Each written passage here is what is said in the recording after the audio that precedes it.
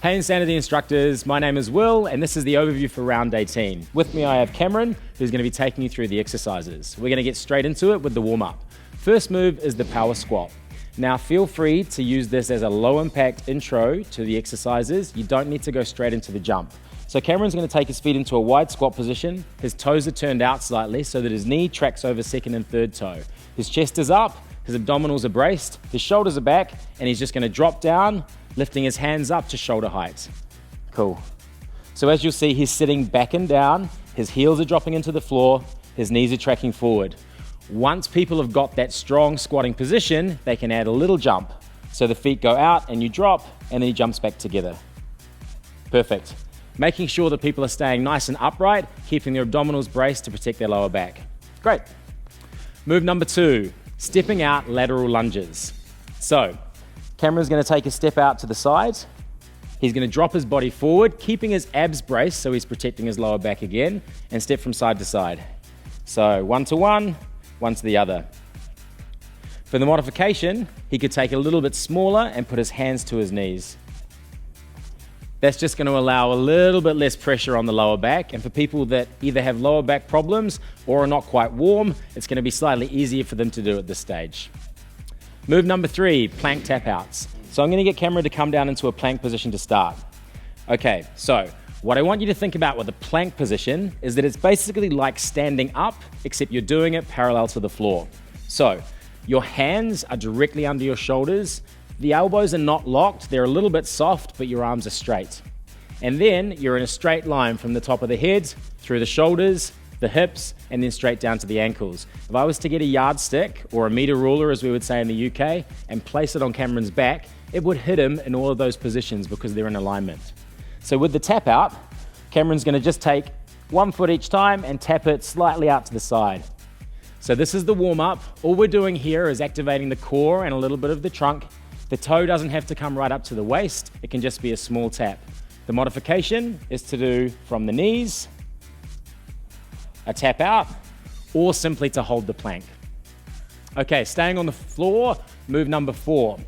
Tricep push up to a child's pose. So Cameron's going to keep his upper body in the same plank position that he was in before, but he's going to drop his knees to the floor.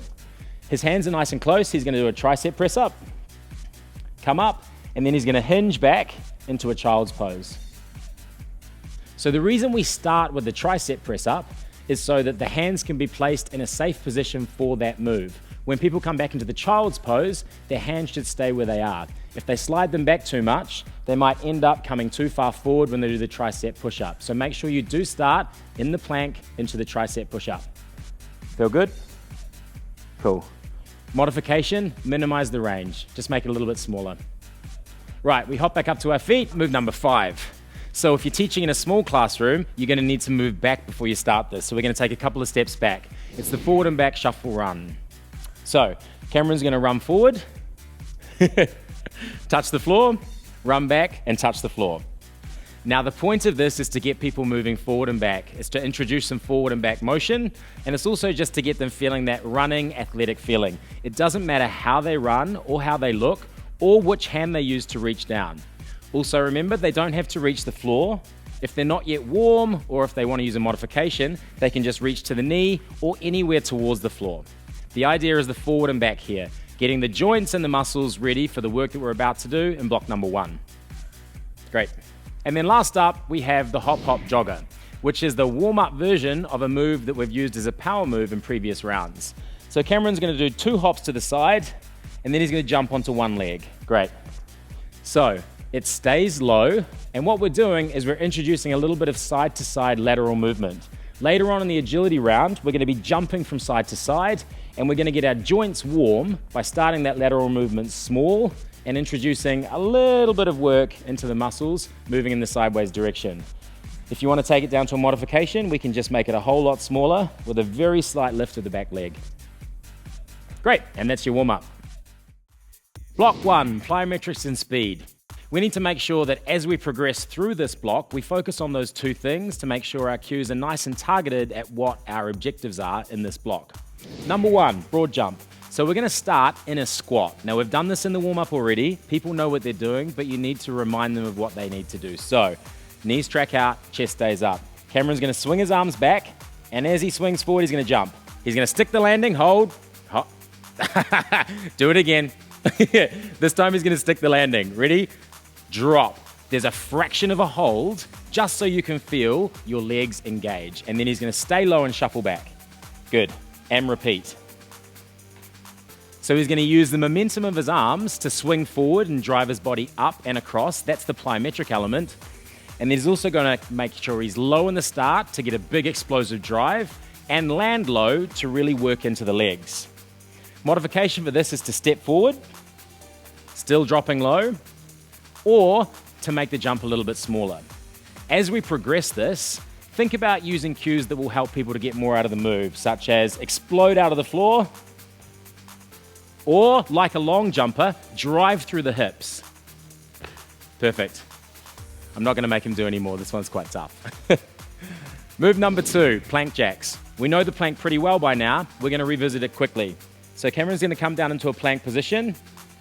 We're gonna quickly check that he's perfectly in line. So once again, we have that stick, that ruler, that's gonna hit him in all those key points on the way down. So, keeping the hands exactly where they are, Cameron's gonna jump his feet out and in. And as he does that, he's gonna focus on not moving his hips. Come on, lock it up. So in order to not move his hips, he has to really engage his abdominals underneath. So that's what's gonna provide a nice, strong full body workout. And encourage people also to push their hands into the floor a little bit more. Do that. So spread your fingers, drive your body into the floor. Great, so you're engaging a little bit more strength through the upper body while working through the lower. Modification for that is to either hold the plank and tap it out, hold the normal plank, or if someone really has trouble with that, they can come back down to the knees using the same modification as they used for the warm-up move, plank tap out. Okay, move number 3. We're coming back up into the speed zone. This one can be a little tricky. What I used to remember it was that you start with your feet together and your hands together at the front. If you start like that, you should be good. So it's called a slap back jack. We start with the hands in front. Cameron's gonna jump out, swing the hands to the back, swing them back to the front. Great. So as you can see, the chest is up. He's gonna try and keep his shoulders low because as he's moving his arms around, there's a tendency to creep up into those earlobes. He's gonna keep them down, jumping in and out. Modification would be to either step it out, tension, or to make the jump a little bit smaller. The aim is speed. Now beware, as people go faster, go faster. See, Cameron's all right, but as people go faster in this, sometimes they lose a little bit of that coordination. It doesn't matter. Just focus on them going as fast as they can because the objective is speed. Right. Getting sweat on? Yes. Move number 4, tire runs. Now we've done ladder runs before, and this is very similar but different in a very important way. So, you're going to imagine that you have 4 tires in the ground and you're standing in the middle 2. They're in a line. You're going to take your foot up and out into the outside one, and the other outside one, and then back. And then you're going to do it at speed. So out, out, in, out, out, in. Use the visualization cues. Encourage people to imagine that there are tires on the floor. The modification is a move that we've used in other rounds, which is a ladder run. Great.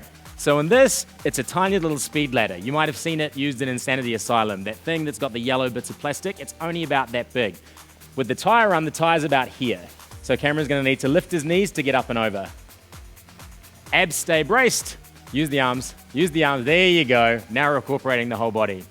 Right, last up we have the power move for block 1.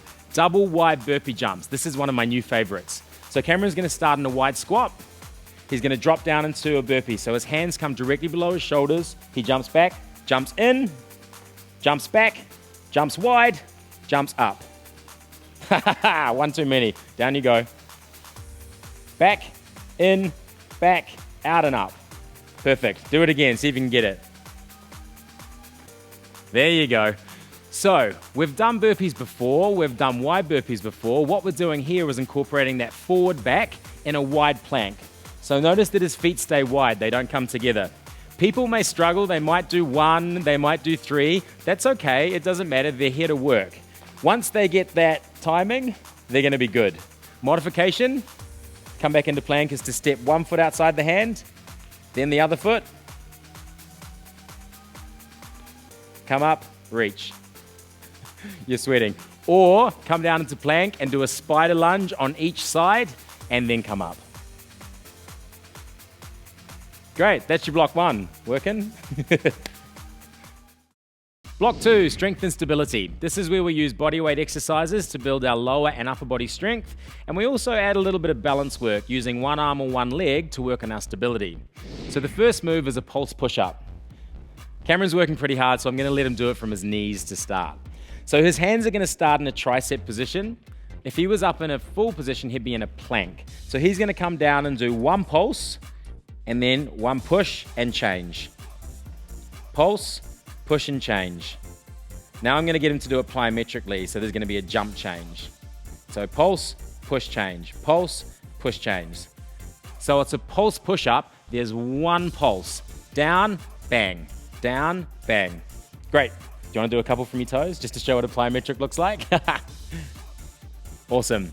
Cameron's going to come back to his knees. He can stop for a second. There's always the option to pulse, come up, step out. So there doesn't have to be a jump. Anyone who has any type of problems with their shoulders or their elbows is probably not going to want to do the plyometric element, so totally fine. But you still want to make sure that they're getting the tricep or the close press up, push up in America, or the wide push up. Right, move number 2, pogo. This is a really, really great move for working on people's balance. You're going to see them tipping, falling over. This is good. That means that they're improving and that they're working on their proprioception. That's their ability for their joints to know where their bodies are. That's going to help them be fitter, stronger, healthier, and when they fall over, they're not going to fall so hard. So, Cameron's going to take his left foot forward and his right foot back. So we're starting in a lunge just to set the move up. Lift the chest a little bit. Great.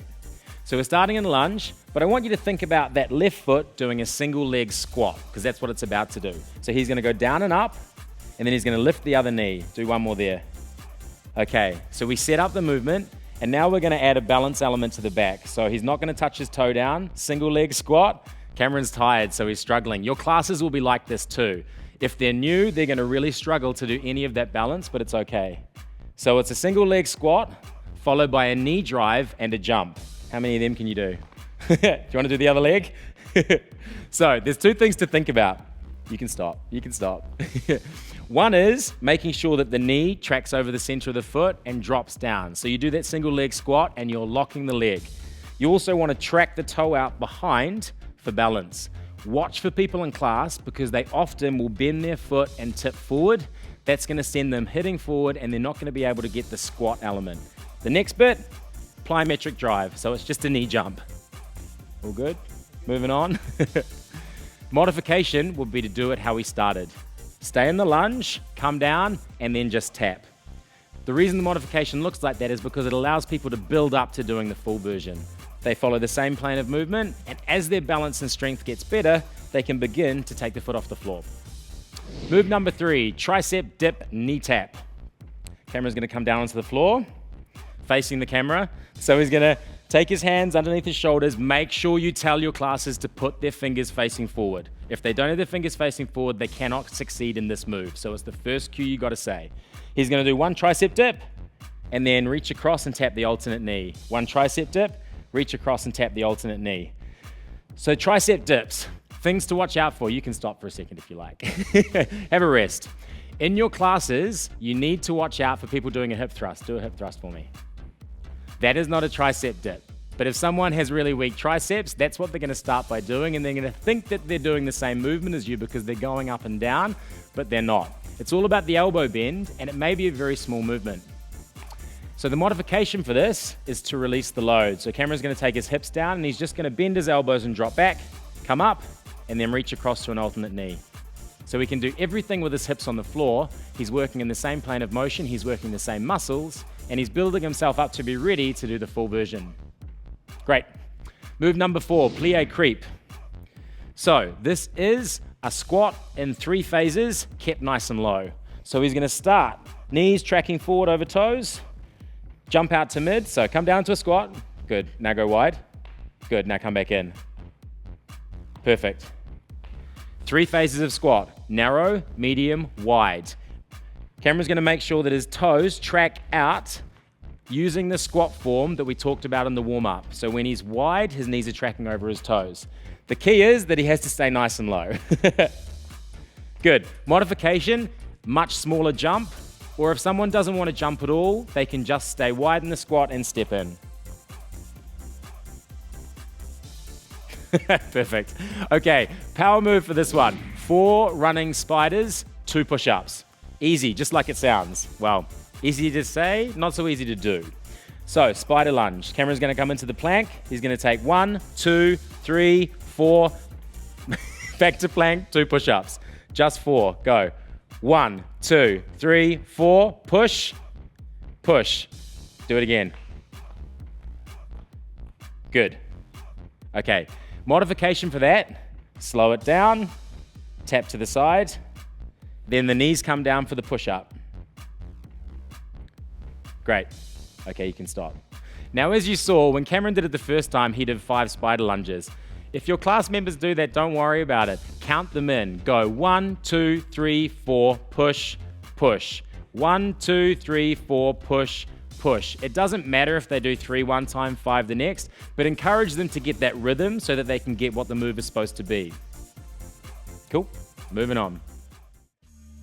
Block 3, agility and coordination. This is where we add side to side, up and down, and we coordinate our upper body with our lower body, often having them doing different things.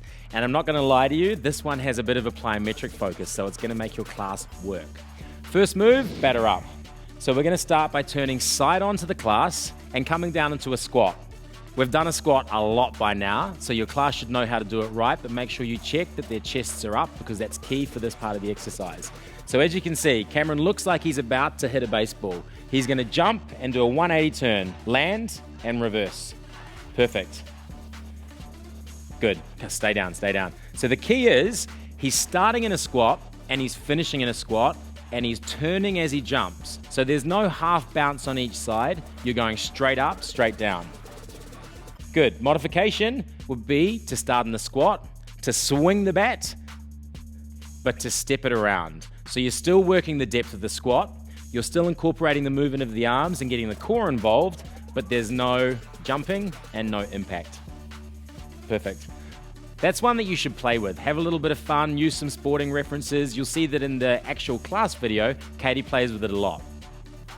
Okay, move number 2, the half soccer juggle. We've done a soccer juggle before, so here we're going to cut it in half and we're going to do the toe tap only. So it's a little bit slower as we start off to make sure that people are moving safely, and then they can incorporate a little bit more speed as they get used to the movement and the way the foot needs to land. So Cameron's going to jump from side to side and he's going to flick his foot up and tap the inside.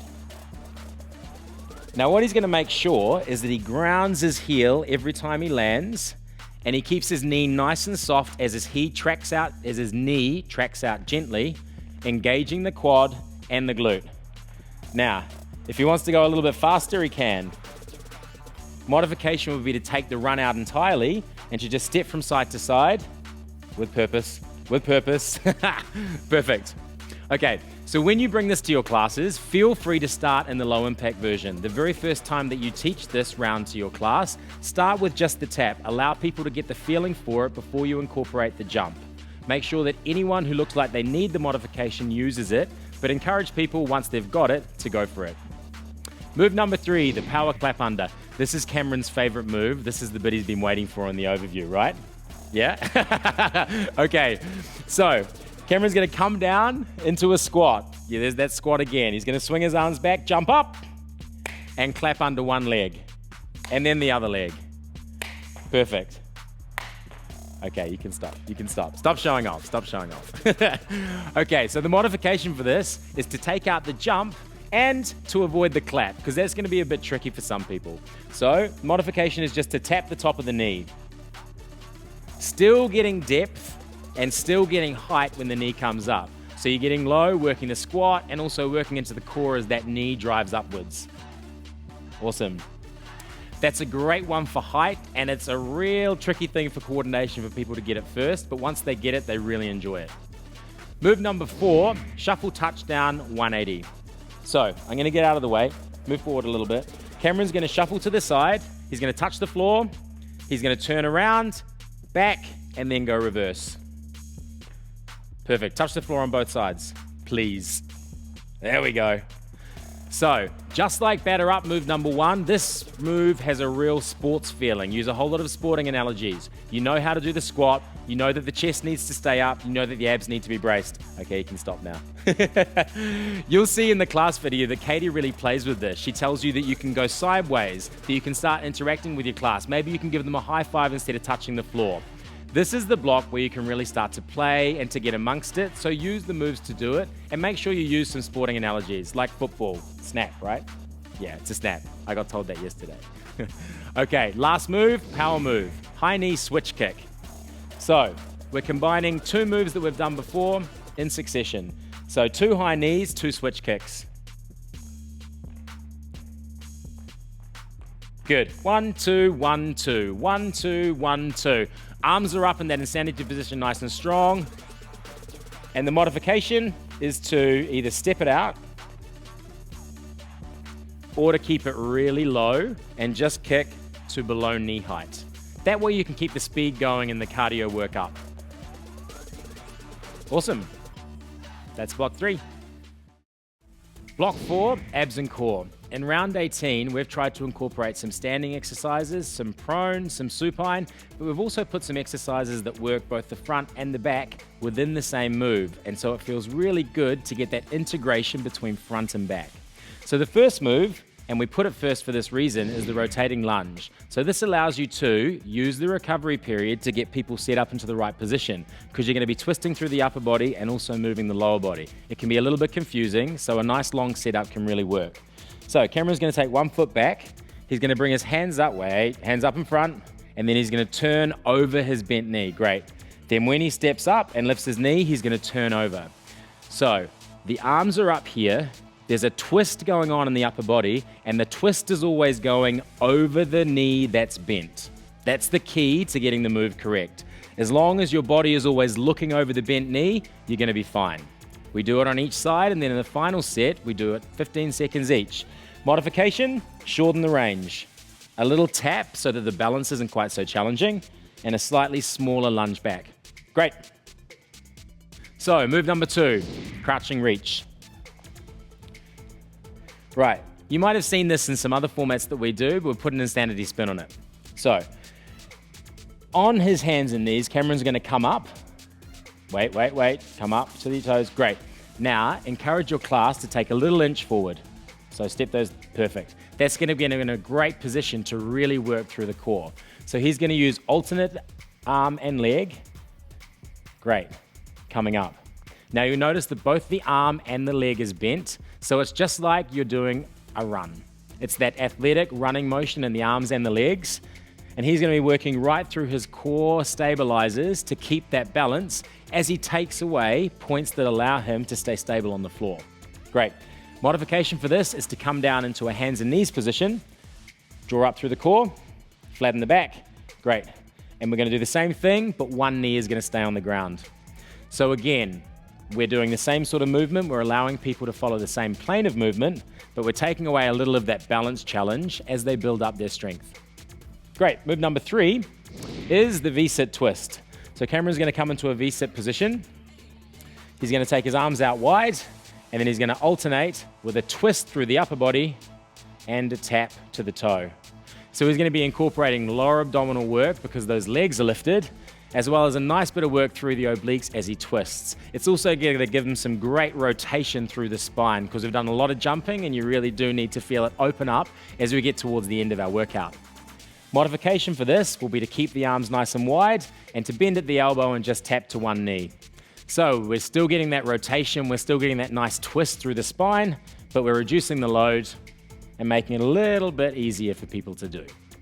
Okay, move number 4. This is a great one, prone extension to low plank. This is where you're really going to feel the front of your body and the back of your body integrate and engage. So Cameron's going to come up into a prone extension, then he's going to bring his arms back and come into a low plank. So do that nice and slow so we can see the transition. Lift up, come back, and then hold the plank for a bit. Encourage people to just spend a moment in each of those positions. Off you go. So see the transition. He's working through his back extensors, then he comes up, his core engages. And as you'll see with Cameron, Make sure that the elbow is underneath the shoulder. So as people draw those arms back, they can sometimes put them into a position that doesn't get them into quite as good a plank. So just encourage people to think, reach out, come back, elbows under shoulders, and come up. Modification for this is to trace along the floor with the fingertips, because that's going to get the back engaged, but it's not going to have too much load, and then to come into a low plank from the knees.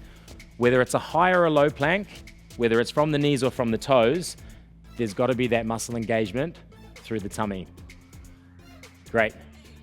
Or he could do a little lift that's not quite as high, and then a plank from the knees.